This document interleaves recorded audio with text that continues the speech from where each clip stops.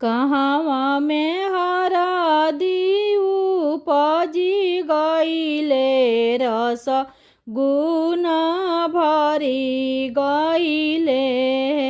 कहवा में हरदी उपजी गईले रस गुण भरी गईले।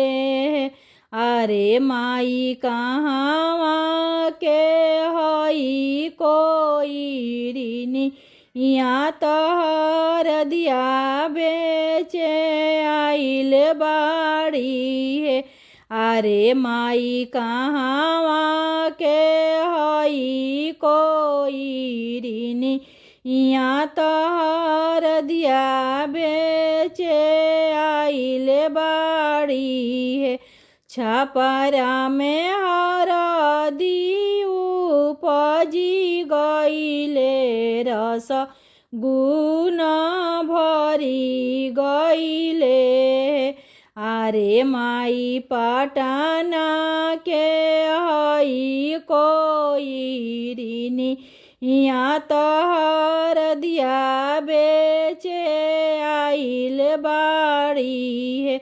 अरे माई पटना के हई कोई ऋणी यहाँ तहर दिया बेचे आइल बाड़ी है।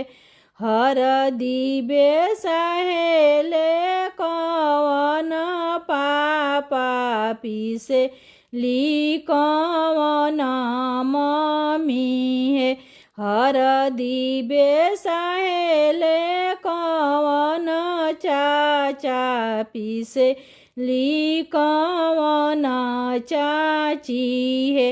अरे माई लागेला कवन बेटी के हाथ वातयाजू घरवा मंगल होला है।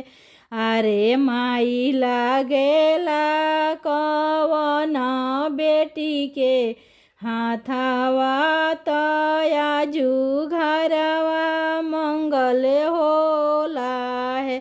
अरे माई लागेला कवन दुल्हा के लीला रात आजू घरवा मंगल होला है।